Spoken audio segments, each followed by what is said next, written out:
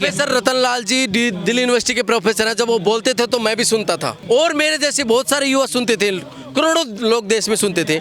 अगर लेकिन अम्बेडकरवादी होने के बाद वो बोलते थे कि मैं अम्बेडकरवादी हूँ। बाबा साहब भीमराव अम्बेडकर की जो 21 प्रतिज्ञाएं उन्होंने पढ़ी होती तो आज कांग्रेस की गोद में जाके नहीं बैठते। राजेंद्र पाल गौतम जी ने 21 प्रतिज्ञाएं ली थी कि मैं आम आदमी पार्टी में हूँ लेकिन कांग्रेस और बीजेपी में कभी नहीं जाऊँगा।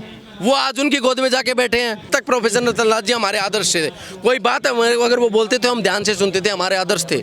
हमारे नहीं आदर्श कहाँ है? वो आरक्षण की वजह से संसद में बैठे हैं और वो नहीं बोलते। उन्होंने समाज को धोखा दिया है। उन्होंने बाबा साहब भीमराव अम्बेडकर की तौहीन की है, उन्होंने बेइज्जती की है अपने समाज की, अपने समाज को बेचा है।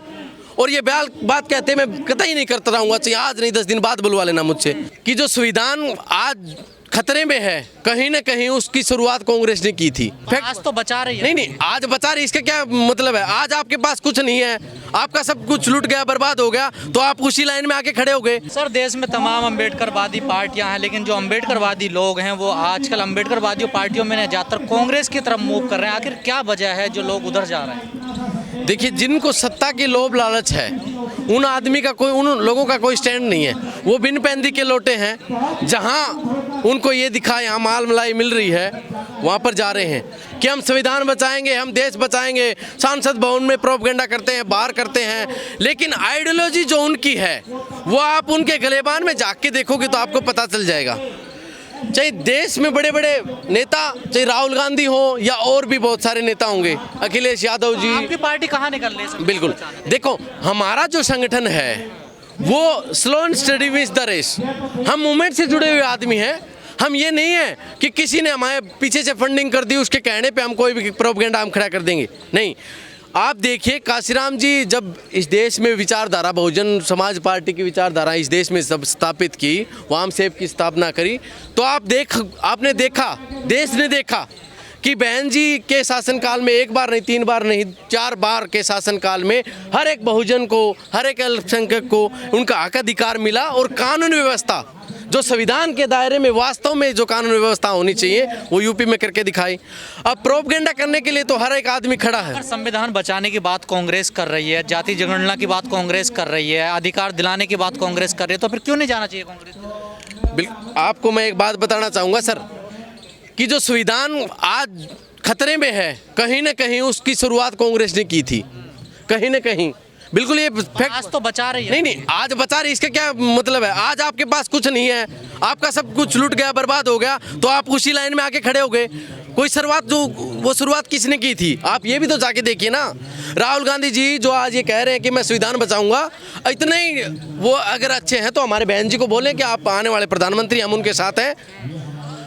बहन जी से बड़ा अगर लीडर कोई इस देश में है क्या जो बहुजनों के लिए आज तक न्याय की लड़ाई लड़ी हो? प्रधानमंत्री बनाने की आप लोग बात करते हैं, बसपा कैसे बनेंगे? कोई आधार तो होना चाहिए। आधार देखो, हमारा संगठन इस देश में हर एक क्षेत्र में, पंचायत भवन से लेकर के सांसद भवन तक, हर एक व्यक्ति अपना काम कर रहा है। और आप देखना, जैसे आज लोग बीजेपी जब शुरू में आई 2014 में, तो बहुत सारे लोग मेरे साथी जो खड़े होंगे वो भी उन्होंने भी सोचा था राम राज लाएंगे, लेकिन और अच्छा होगा।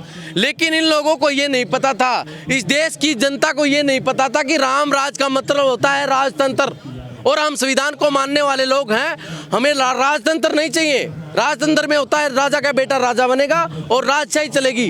हम संविधान को मानने वाले लोग हैं, हम लोकतंत्र की बात करते हैं। अगर वास्तव में लोकतंत्र इस देश में चाहिए आपको, बसपा की अगर इतनी अच्छी नीति है तो फिर जनाधार क्यों उसका जा रहा है? बिल्कुल जनाधार, देखो बसपा आज सबको, जब तक, अब मैं एक कहना चाहूँगा कि बहुजन मूवमेंट से निकले हुए लोग सत्ता में आज हैं, एमपी बने हुए हैं, एमएलए बने हुए हैं, मंत्री बने हुए हैं, लेकिन आप ये बात सोच के देखिए कि जब बाबा साहब भीमराव अम्बेडकर की मूर्ति अगर सांसद भवन से तोड़ी जाती है तो वो लोग, तोड़ी नहीं जाती है, हटाई जाती है। नहीं हटाई जाती है, तोड़ी जाती है, एक ही बात मान लो, तो हटाई जाती है या कहीं और भी मूर्ति तोड़ी जाती है तो वो लोग बोलते नहीं है, उनको सांप सूंघ जाता है, उनके मुंह में दही जम जाती है, वो कुछ नहीं कह सकते, क्योंकि वो आज एक डोल होती है ना जिसको ऊपर से कोई कंट्रोल कर रहा है, नाचने वाली डोल वो बने हुए हैं, वो कठपुतली हैं। वो इस देश के बड़े बड़े नेताओं का नाम मैं लेना चाहूँगा। अगर चंद्रशेखर आज़ाद अगर बहुजन मूवमेंट को इतना आगे बढ़ाना चाहते हैं तो वो उस मुद्दे पे बोलने क्यों नहीं? अर्जुन राम जाते तो हर जगह जाते हैं। नहीं जाते हैं, फोटो खिंचवाने मैं भी चला जाऊँगा आपको। ये तो काम आप भी नहीं कर नहीं पाते ना, नहीं लेकिन नहीं कम से कम जा तो रहे हैं ना। बिल्कुल। आप ये बताइए, जब बाबा साहब भीमराव अंबेडकर की मूर्ति यहाँ से हटाई गई तो सबसे बड़ा अगर आंदोलन किसी ने किया था वो बहुजन समाज पार्टी थी। हर एक डीसी ऑफिस में इन्होंने ऑफिशियल ज्ञापन दिया है। हमारी लड़ाई आज ये नहीं है कि एक एजेंडा, हम राजनीतिक की सत्ता के लिए हम लड़ाई नहीं लड़ रहे, हम समाज के लिए लड़ाई लड़ रहे हैं। ये जो मुद्दा देश में आजकल वोट चोरी का चल रहा है, इस पे क्या स्टैंड है बसपा का? बसपा का स्टैंड यही है कि वोट चोरी तो आज जनता के सामने आ गया, लेकिन ये दलाली, ये चोरी, ये घटनाएं कांग्रेस के राज में शुरुआत हुई थी और आज मुकाम पर है। जब सबके सर पे से ऊपर पानी चला गया ना, तो लोगों को ये समझ आने लग गया कि हमारे साथ गलत हो रहा है। अन्याय इतना आज देश में बढ़ गया है कि आप सोच भी नहीं सकते। दलित का शिक्षा, स्वास्थ्य और रोजगार की बात कोई नहीं करता। मोदी जी ने कहा 2 करोड़ रोजगार देंगे, आज हमारे ही बच्चे कार्ड लाने जा रहे हैं क्योंकि उनकी बुद्धि भ्रष्ट हो चुकी है। बिल्कुल उनको उनके वोट की जो ताकत है, बाबा साहब भीमराव अम्बेडकर जी ने हमें जो वोट का अधिकार दिया, उसकी ताकत को हमारे लोग भूल चुके हैं। आप देखिए कितने लोग हैं जो सत्ता के लालच में दूसरी पार्टियों की गोद में जाके बैठ गए। अभी हाल ही में प्रोफेसर गांधी यही तो कह रहे हैं, वोट बचाना है। देखिए प्रोफेसर रतनलाल जी दिल्ली यूनिवर्सिटी के प्रोफेसर हैं, जब वो बोलते थे तो मैं भी सुनता था और मेरे जैसे बहुत सारे युवा सुनते थे, करोड़ों लोग देश में सुनते थे। अगर लेकिन अम्बेडकरवादी होने के बाद वो बोलते थे कि मैं अम्बेडकरवादी हूँ। आज भी बोलते हैं। बाबा साहब भीमराव अम्बेडकर की जो 21 प्रतिज्ञाएं उन्होंने पढ़ी होती तो आज कांग्रेस की गोद में जाके नहीं बैठते। इसी जंतर मंतर पे राजेंद्र पाल गौतम जी ने 21 प्रतिज्ञाएं ली थी कि मैं आम आदमी पार्टी में हूँ लेकिन कांग्रेस और बीजेपी में कभी नहीं जाऊँगा। वो आज उनकी गोद में जाके बैठे हैं। तो यही तो सवाल है, क्यों जा रहे हैं लोग? तो क्यों नहीं रोक पा रहे हैं? माल मलाई खाने के लिए। मैं क्या कह रहा हूँ, लोभ लालच इंसान को खत्म कर देता है। जब आज लोगों को ये पता चल गया, आप अभी 11 तारीख को एक घटना हुई भिवानी में, एक बहन का बलात्कार हुआ, उसके ऊपर एसिड डाला गया, उसकी आंखें निकाल दी गई, उसका गला रेत के हत्या कर दी गई। 7 दिन तक प्रशासन ने ये बोला कि हम 24 घंटे चाहिए, हमें 48 घंटे चाहिए, हमें 72 घंटे चाहिए।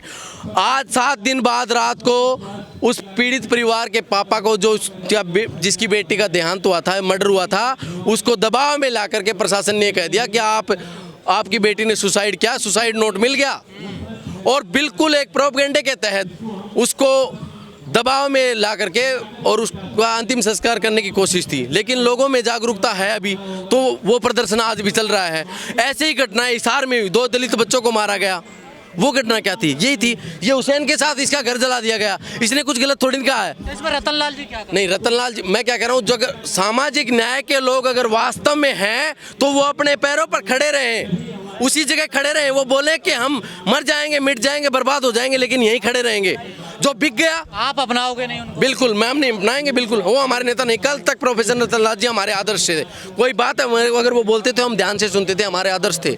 हमारे नहीं, आदर्श कहाँ है? अगर बाबा साहब भीमराव अम्बेडकर की 21 प्रतिज्ञा, तो बीजेपी के साथ सरकार आप बनाओ और आदर्श नहीं, बीजेपी के साथ सरकार हम कब बना रहे हैं? नहीं, बिल्कुल। देखो, राजनीतिक दांवपेच खेलने के लिए तो सब तैयार हैं, हम ये नहीं कह रहे। वो दौर अलग था। आज के दौर में हर एक बहुजन है, वो लूट रहा है, पिट रहा है और बर्बाद हो रहा है। ना उनके पास शिक्षा है, ना स्वास्थ्य है, ना रोजगार है। और आप देखना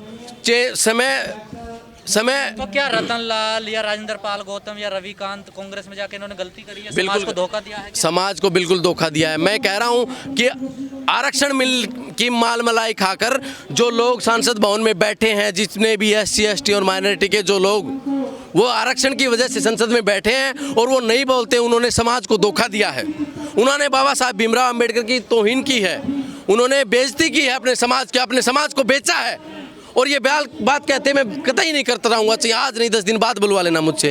लेकिन वीरेंद्र जी, जो रतनलाल बोलते थे लगातार, वही तो राहुल गांधी बोल रहे हैं। अब तो दो लोग एक साथ मिलेंगे तो मजबूती आएगी, ताकत मिलेगी। देखो, राहुल गांधी जी तो जब बीजेपी उन पे ये कहती है कि ये मोमडन है, तो वो कभी कभी टीका भी लगा के यात्रा करते हैं। बता दिया ना। तो अगर सत्ता में बैठा हुआ आदमी अपनी सत्ता साधने के लिए अपनी कुर्सी के लिए जो दाव पेच खेलेगा वो समाज के लिए कुछ नहीं कर सकता। समाज में अगर कोई है, अगर पार्टी बहुजनों के लिए, तो बहुजन समाज पार्टी है। और आप देखना आने वाले समय में एक अच्छी विचारधारा इस देश में हम स्थापित करेंगे। मैं एक बात कहना चाहूँगा, मैं अम्बेडकर मैं कलाम हूँ, मैं अम्बेडकर मैं कलाम हूँ, जो राष्ट्र के लिए मर मिटे गुरु गोविंद सिंह की मयान हूँ। ये देश है मेरा वतन, ये देश है मेरा चमन। हम यहाँ पर वतन के लिए कुर्बानी देने के लिए हम तैयार हैं और हमारा संगठन है।